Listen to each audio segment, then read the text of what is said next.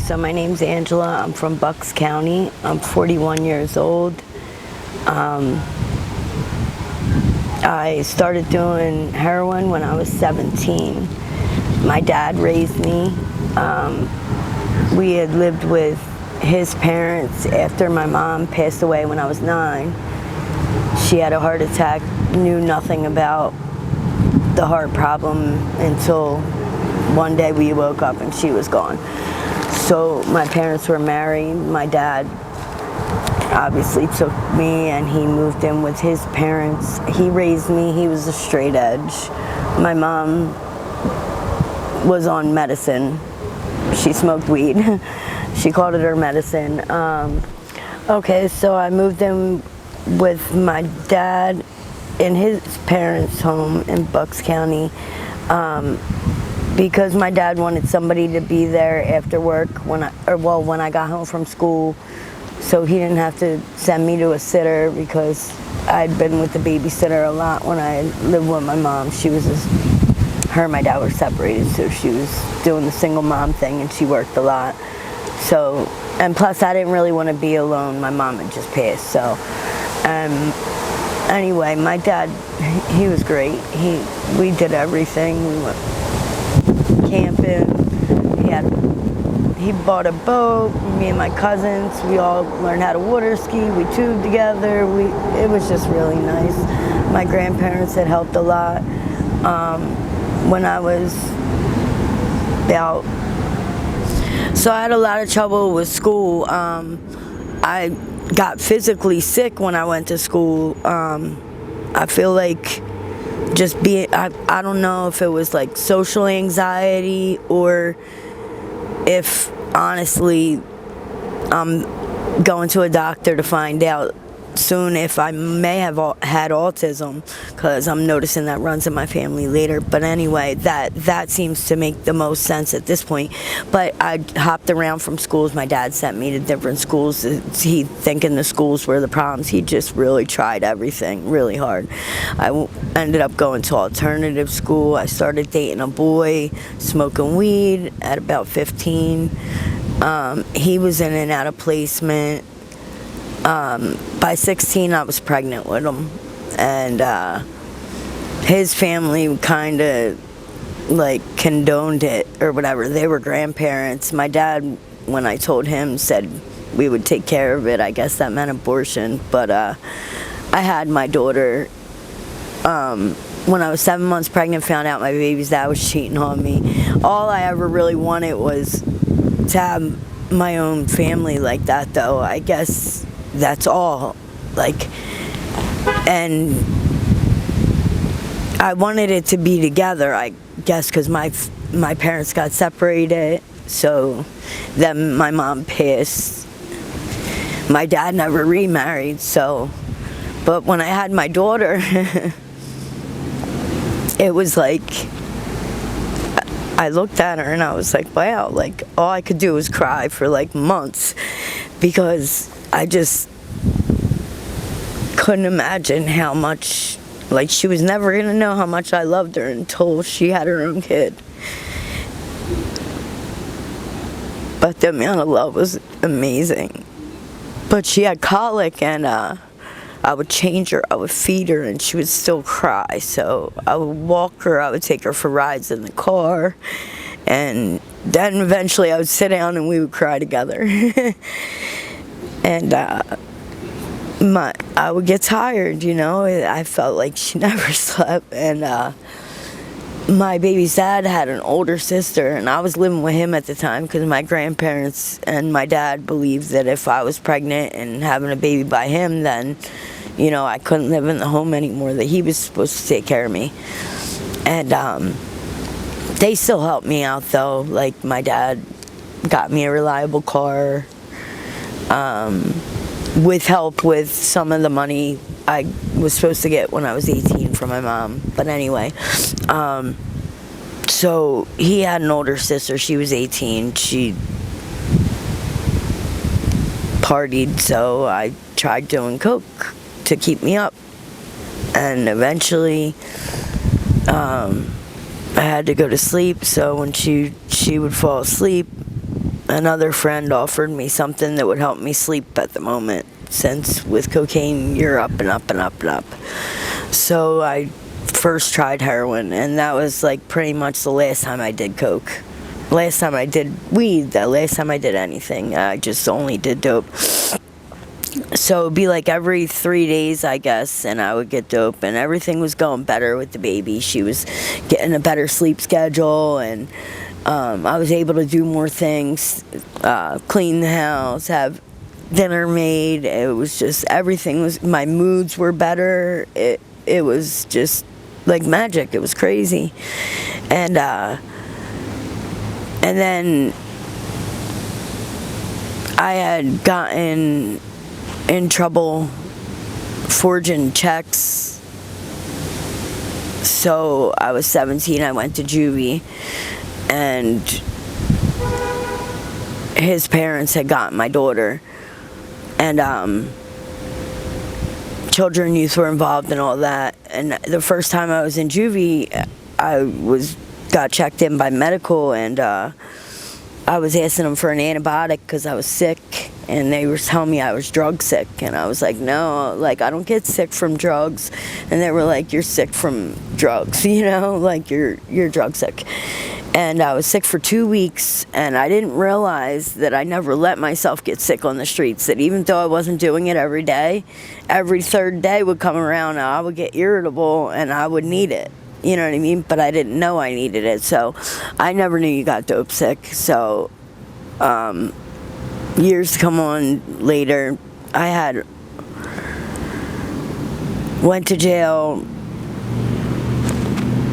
When I got out, well, juvie placement, and when I got out, I was still on children youth, so the parents still have my daughter. They convinced me to sign my parental rights over so children youth wouldn't be in our lives anymore, and they would basically have custody of my daughter, but they said I could have her every weekend and that I could see her during the week. So I did. I picked her up every weekend. I had her, would see her during the week, all for 6 months. Well, when the adoption was finalized, they never let me see her again. They lied, and I trusted them. My mom passed. I looked up to his mom as a motherly figure. It was just really corny, and I wasn't even 18 yet in all this, so it really sucked. I just been like really betrayed the most. So anyway, I kept doing dope, and I started doing robberies to get money. Then I forged checks, and then I got a case in Jersey for robbing Riggins gas station, and I went to jail again, and I met this kid in jail. He was working in the chow hall, and we started kiting. I did about a year. When I got out, I went home to see him, and we ended up getting pregnant together. We had a daughter, and so he didn't do dope though. This was going to be great, you know, and that's what I was searching for, the whole family thing the whole time. So I had my daughter, and I had her for the first year. I had my own 2-bedroom apartment. At the beginning, they didn't want to let her come home with us because I was on methadone when I had her. And my dad even moved in with me to make this possible. That's my dad. Like, he did everything he could, you know. And you know, I thought I was doing good because I was maintaining. I went to beauty school. I was making money, and I was maintaining, and I was basically, when I was still on the drugs, I was affording them, and and that was my biggest clean time too. When I lived there, I managed to get 1.5 years clean. I had never done that before, but by the time 2005 came around, I was having my son, by the same baby's dad. And I was in a mommy and me program this time. I'd been in and out of jail a couple times between each of them. And this time I went to a mommy and me program, and I had my son for about the first 4 months. And then I got kicked out of the program because I got in a fight with this girl. She kicked my son's car seat with him in it. So they called my PO and they told my PO that, you know, I was getting kicked out, but it wasn't for something that was crazy. It wasn't my fault. But they had to make me leave too. And a lot of disappointment. And I was still clean though. So I went home with my son. And I went out one night and I took my son out. And I relapsed. And when I came home, my dad knew I relapsed. And he called my son's family and had his sister pick my son up. And they took my son. So I felt betrayed. I felt like, why my dad... Why would he do that to me? Why would he? But he was so hurt and mad, and I was his daughter, but they're his grandkids. You know, he wasn't gonna let something happen to his grandbabies because of me, or because of anybody really. It had nothing to do with me. They're innocent, you know. But yeah, so like I said, I'm 41 now. I have been to 3 state prisons, 8 county jails, and I've done a little over 16 years. I was good at jailing. Like, I'm good at jailing. It sucked going in jail every time I went because I would have to kick cold turkey. I didn't really know what detox was like, but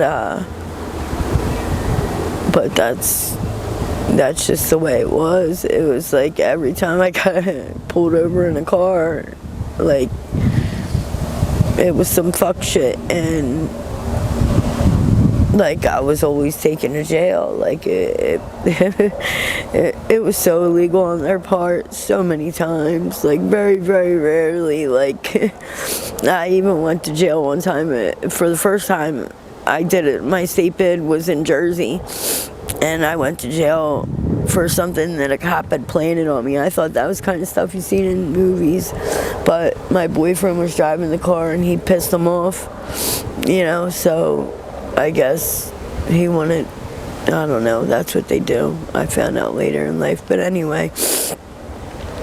So I started dating somebody else when my son was, when I was pregnant with my son. And I've been with him ever since.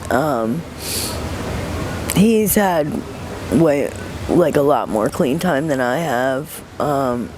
He's been to jail too. He has 3 kids too that aren't with me, that he doesn't see. And I guess our relation's probably very toxic, our relationship. I mean, when it is, but when it's good, it's good.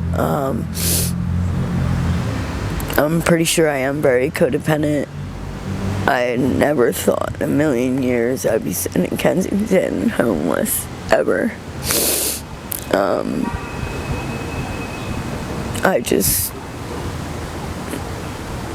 I lost my way, and I've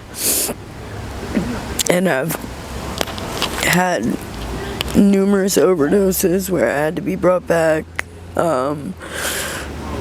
I shot up in my neck, infected I got septic in one of my bones, and I had to have surgery. They cut out a piece of my bone and saved my life, and I had to do the whole recovery thing. 10 years later, I did the same thing to the other side. And I had to have a piece of my bone cut out over there.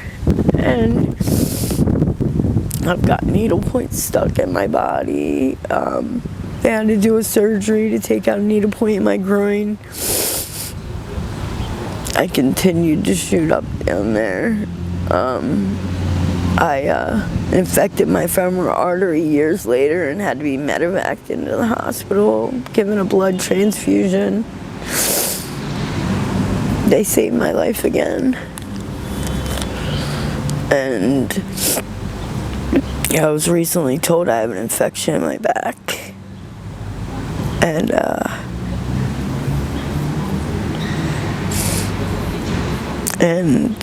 I'm hoping to go into the hospital. They're telling me I need at least 6 weeks antibiotics, maybe a surgery. That might have everything to do with why I got temporary paralysis 2 years ago.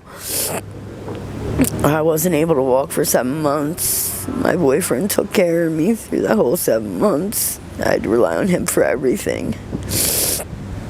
That was hard. My dad, my grandparents are passed away.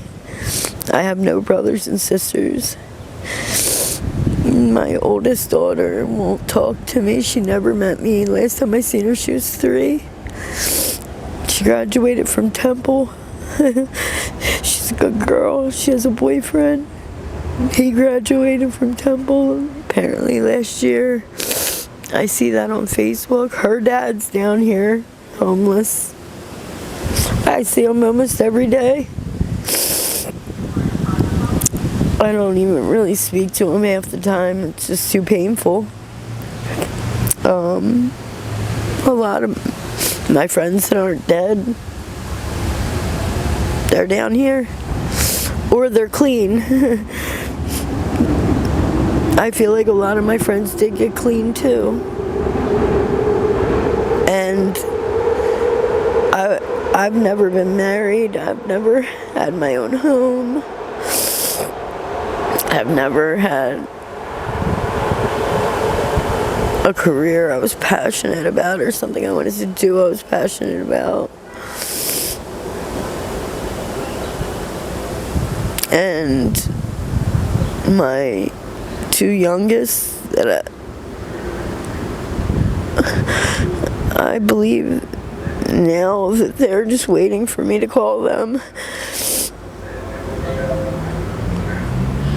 I can't even keep a cell phone out here. They get stolen. I talked to my son like 2 months ago, and I hadn't talked to him in a year before that, and he just talked to me like it was normal. Like he was just so glad to hear from me. He graduates high school next year. He's my youngest, and I just really want to get better so I can show my dad that I can take care of myself and I'm going to be okay. When he's not here, he's 70. He turned 70 this year. And I caused most of his pain. But he's healthy. He's a healthy 70, and I could still have so many years with him. I just don't want to be everybody's problem anymore.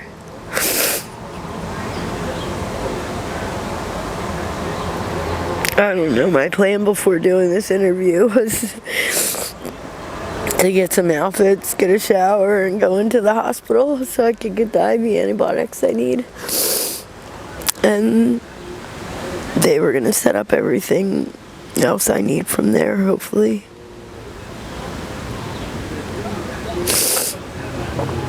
But I hope that somehow I could be somebody's inspiration somewhere.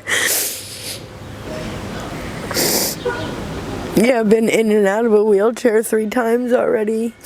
I had temporary paralysis for 7 months. I was in a wheelchair and I walked again. I used the walker and then I walked, and then I got hit by a car. They ran over my foot.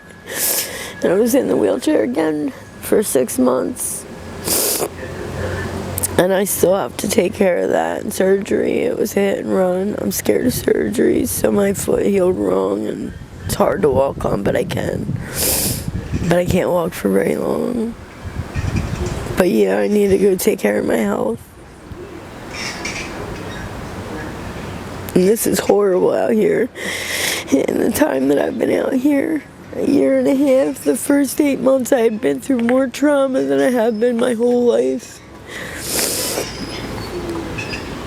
They tried to carjack me and this kid. It was this kid's car. He was giving me a ride and they killed him. They killed him because he wouldn't give up his car. It was so bad. I tried to save his life. He was squirting out blood out of his arm and I tried to turn a kid around the top and I held down the blood. The last thing he said, when he looked up and he said, "I can't breathe." It was horrible.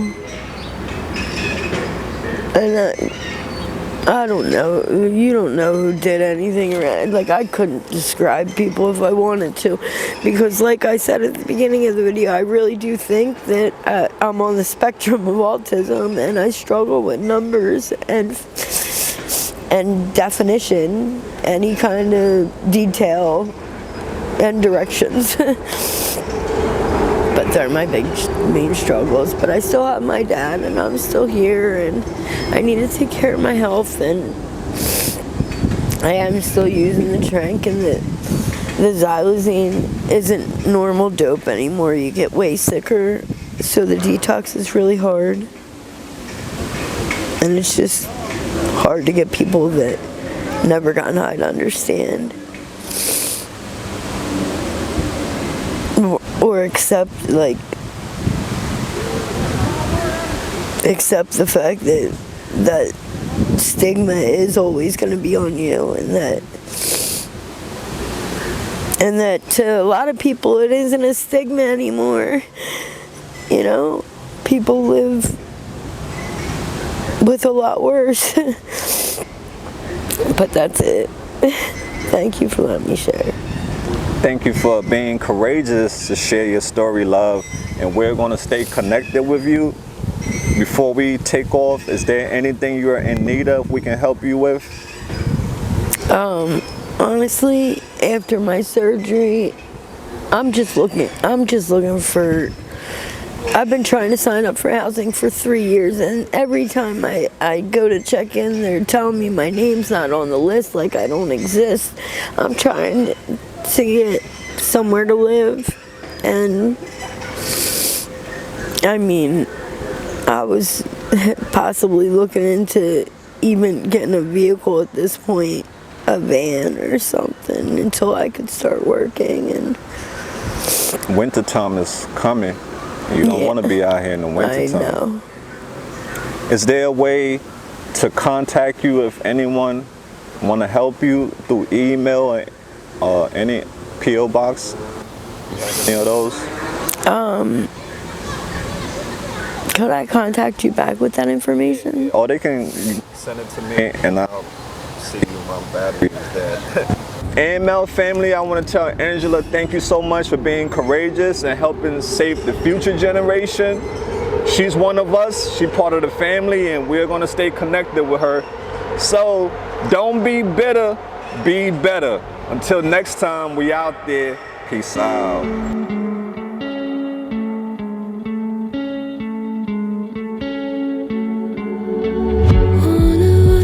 To circle the other, as you go you remain a stranger to me, to you, but our pieces left uncovered. I'm thinking about four-leaf clovers. I've got composure, silver coin. You hold me, turn me over right now, but expect to forget about it.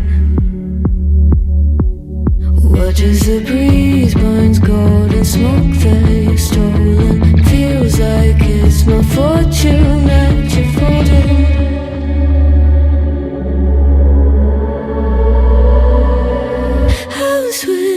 with the sharks.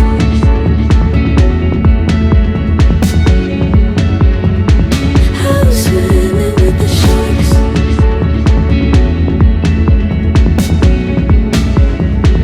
I can't tell you apart from them. You can't tell either.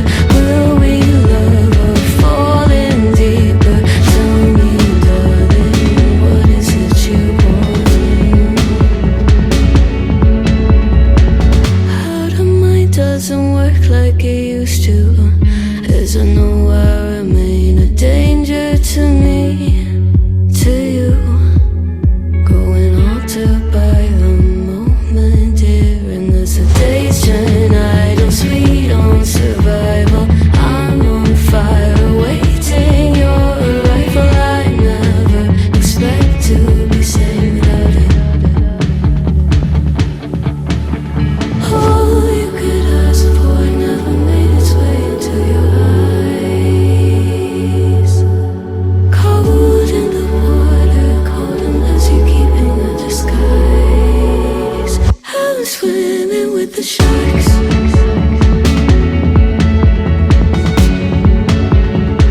I was swimming with the sharks.